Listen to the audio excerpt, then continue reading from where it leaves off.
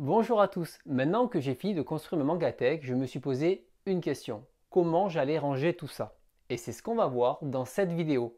Donc installez-vous confortablement, c'est parti pour une nouvelle capsule manga.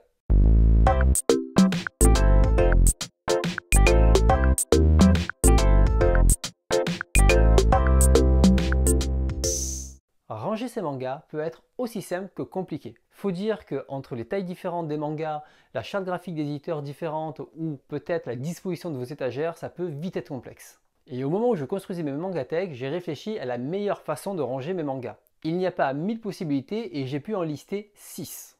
Et je me suis dit, quelle était la bonne? La première, c'est comme dans les médiathèques, c'est-à-dire que je vais coller des lettres A, B, C, D et tout ranger par ordre alphabétique. Avec cette méthode, c'est super facile à trouver et en plus, à chaque fois que je devrais rajouter un manga, c'est simple, j'ai tout à déplacer à chaque fois. Méthode numéro 2, faire le représentant des maisons d'édition. Oui, il n'y a plus qu'à ranger par éditeur, Glénat, Kana, Pika et ainsi de suite. Là-bas, je pourrais mettre un présentoir tournant, là de la PLV, et puis bon, c'est pas comme s'il changeait de charte graphique régulièrement. Méthode numéro 3, l'attaché de presse. On va pouvoir regrouper tous les mangas du même auteur. Alors je parle pas de la hauteur du livre, je parle du mec qui écrit, le mangaka. Ensuite, on peut prendre des photos de sa collection, les mettre sur les réseaux sociaux, on n'oublie pas de taguer l'auteur, et tout le monde est heureux. Comme moi. Quatrième méthode, vous vous sentez l'âme d'un artiste. Et là, vous avez décidé de tout regrouper selon les couleurs. C'est trop bien, tous vos mangas seront mélangés, vous allez mettre des heures pour retrouver vos volumes, et en plus, vous aurez un magnifique arc-en-ciel. De quoi égayer votre vie. Méthode numéro 5, ranger comme le gérant d'une boutique de manga. Vous allez pouvoir ranger par shonen, par shoujo, par seinen, et puis tout le reste, là, vous savez, les gens bizarres là, qui lisent ça, là. Enfin, les gens comme moi, quoi. Et on arrive à la dernière méthode, ranger comme un gérant de librairie généraliste. Vous savez, ceux qui vendent des vrais livres avec des mots dedans, là, sans les images à colorier. Et là, vous allez ranger par thématique. Policier, comédie, science-fiction, thriller, tout ce que vous voulez. Un nouveau monde s'ouvre à vous. Et du coup, parmi toutes ces méthodes, laquelle je vais choisir? Ben tout, à y être. Pourquoi faire le choix? Bon, sauf les couleurs, ça par contre, c'est pas possible.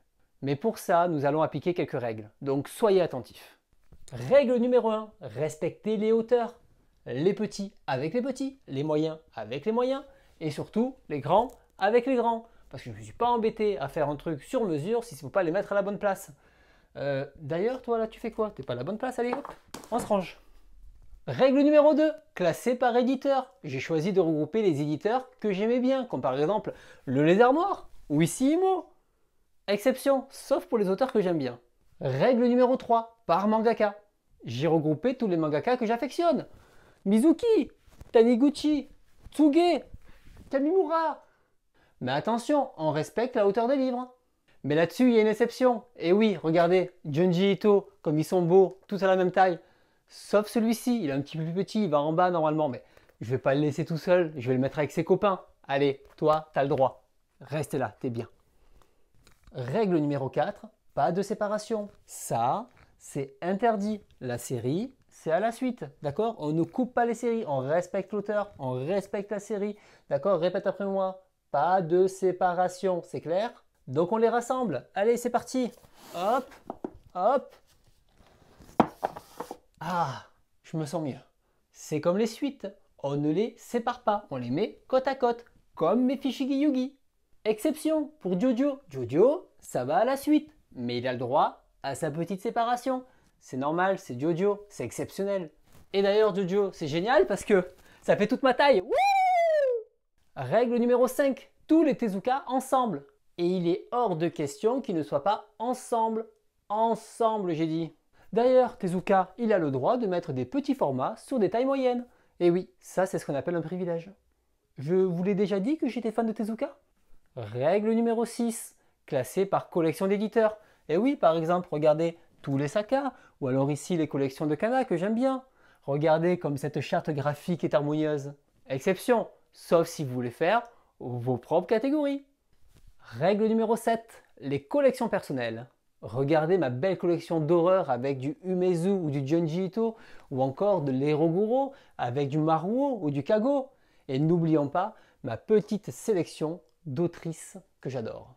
C'est quand même cool d'avoir ces petits coins thématiques.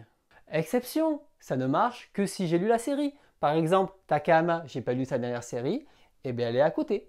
Règle numéro 8, les mangas non lus. Et oui, moi aussi j'ai ma palle, et tout est regroupé ici. Ouais, bon, c'est un peu dans tous les sens, c'est un peu le bordel, mais en même temps, je suis pas un psychopathe du rangement non plus. Hein. Exception, à part ceux-là, parce que ceux-là, ben, en fait, ils prennent trop de place, alors j'avais pas la place de les mettre dans les non lus, donc du coup, je les ai mis là, enfin, ouais, t'as compris. Règle numéro 9, les séries en cours.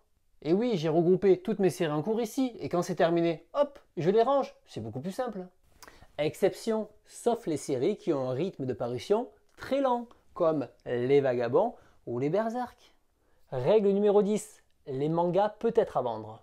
Et oui, tous ces mangas, accusés coupables d'être mauvais, ils attendent l'heure du jugement. Exception, sauf si en fait j'ai plus la place ici, ben, du coup je les laisse dans ma collection en attendant d'avoir de la place là. Règle numéro 11, on soigne la présentation. C'est-à-dire que les mangas, on les aligne, il faut que ce soit beau et que ce soit parfaitement aligné. Mais c'est pas fini. On met aussi des titres en avant, regardez comme c'est beau. Et surtout, on n'oublie pas le goodies de bon goût. Et ça y est, on arrive à la règle ultime, la dernière. Il n'y a pas de règle. Vous l'avez compris, j'ai mis mes livres au hasard, je me suis amusé à les regrouper comme j'avais envie, et surtout dans ma collection, je veux que rien ne soit figé.